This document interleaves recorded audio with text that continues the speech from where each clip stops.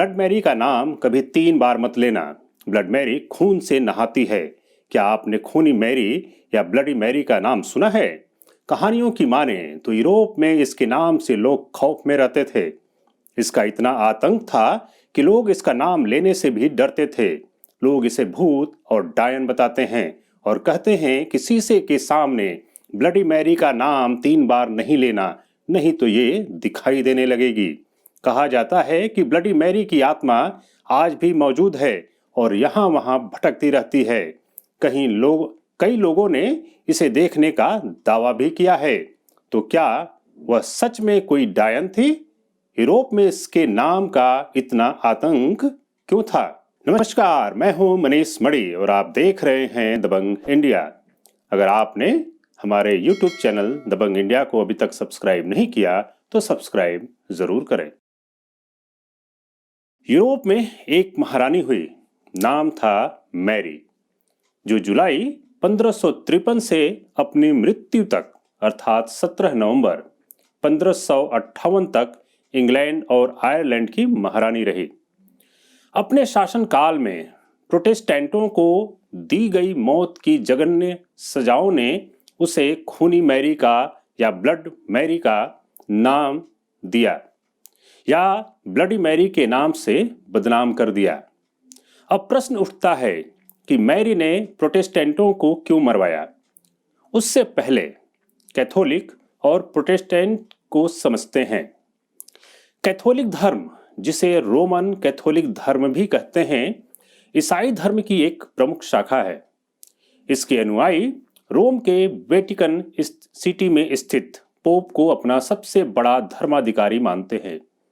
Catholic मानते हैं कि उनका धार्मिक संगठन आरंभिक ईसाई संगठन के रिवायत को जारी रखता है और वही उसका एकमात्र वारिस है। ईसाई धर्म की दूसरी मुख्य शाखा प्रोटेस्टेंट कहलाती है और उसके अनुयायी पोप के धार्मिक नेतृत्व को सर्वमान्य नहीं मानते।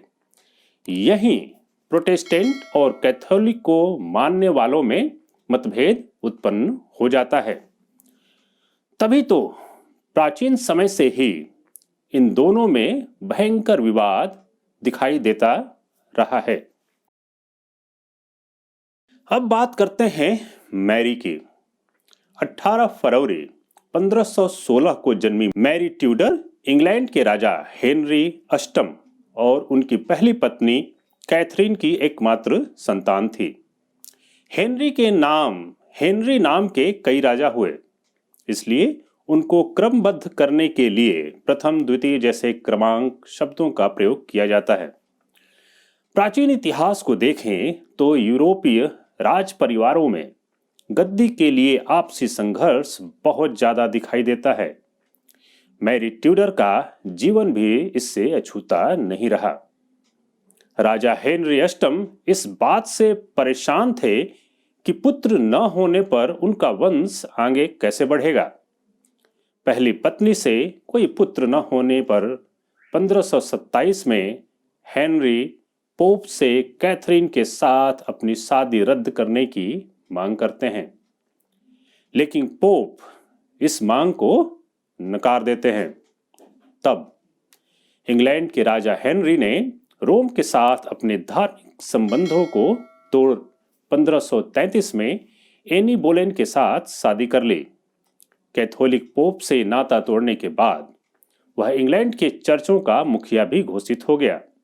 साथ ही हेनरी अब इंग्लैंड में प्रोटेस्टेंट धर्म को बढ़ावा देने लगा।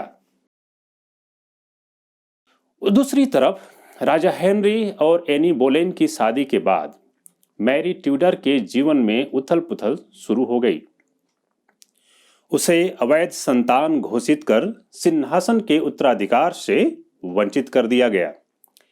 लेकिन जब एनी बोलेन से भी कोई पुत्र न हुआ, तब बोलेन की बेटी एलिजाबेथ को भी सिंहासन के उत्तराधिकार से वंचित कर दिया गया। हेनरी अष्टम ने इसके बाद और 4 शादियां की। राजा हेनरी को तीसरी पत्नी से एक पुत्र हुआ जिसका नाम एडवर्ड था।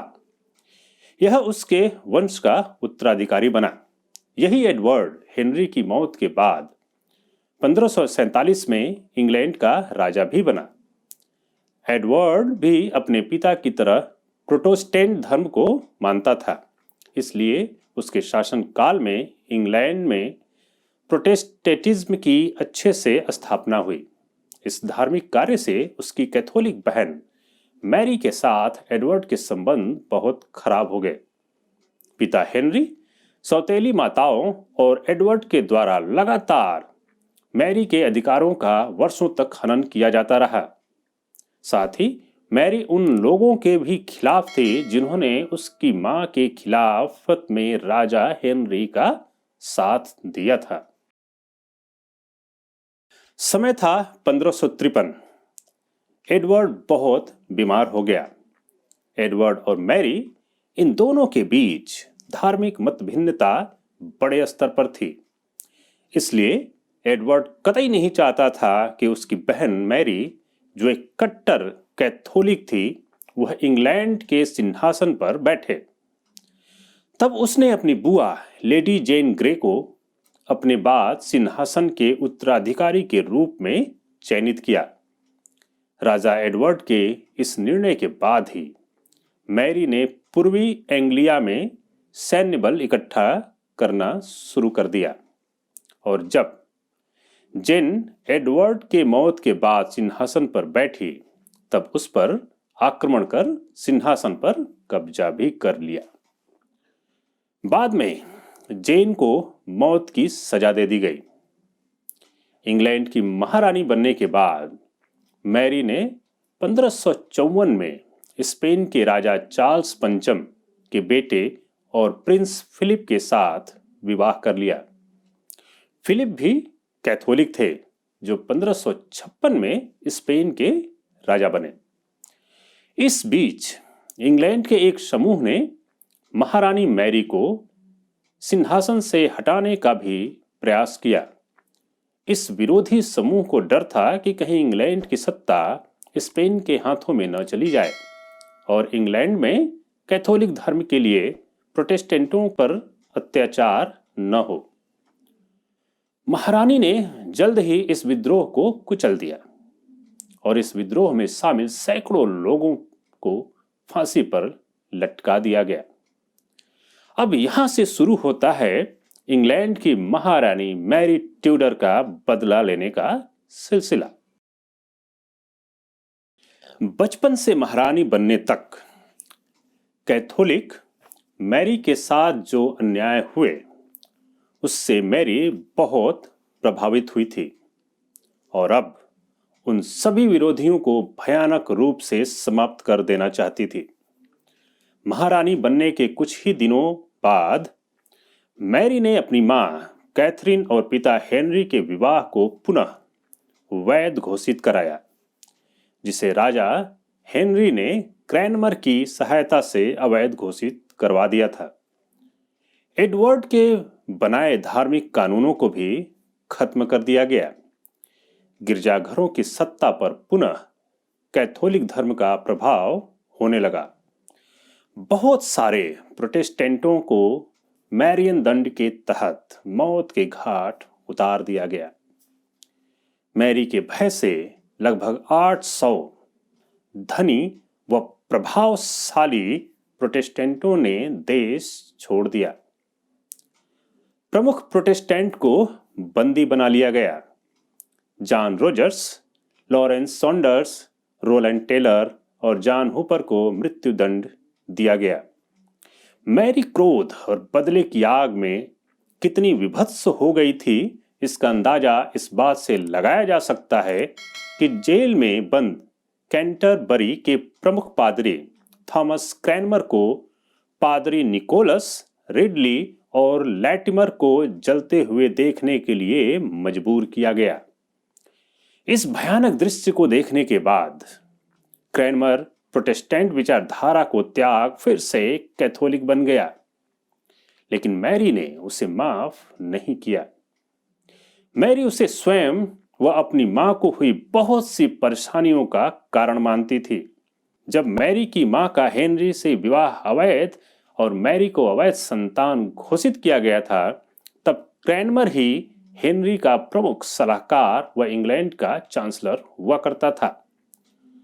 280 से ज्यादा को मृत्युदंड की सजा दी गई और अधिकतर को जलाकर मारा गया। पूरा इंग्लैंड, खास तौर से प्रोटेस्टेंट, अपनी महारानी के क्रूर और विभत्स रूप से बहुत भयभीत थे। समय 1558। 42 साल की उम्र में इन्फ्लुएंजा रोग के कारण महारानी मैरी की मौत हो गई। अपने अंतिम समय में वह लंदन के सेंट जेम्स पैलेस में थी।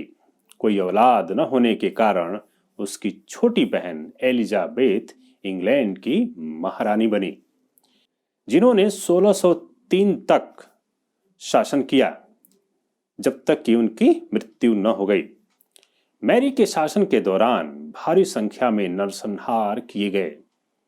तभी से लोगों के मन में मैरी के लिए नफरत पैदा हो गई और लोग उसे ब्लडी मैरी कहने लगे। कुछ लोगों का तो ये तक कहना है कि मैरी खून से नहाती थी। आज के क्राइम स्टोरी में बस इतना ही। यह स्टोरी आपको कैसी लगी हमें जरूर बताएं। वीडियो को लाइक करें, शेयर करें और हमारे YouTube चैनल को अभी तक सब्सक्राइब नहीं किया तो सब्सक्राइब जरूर करें।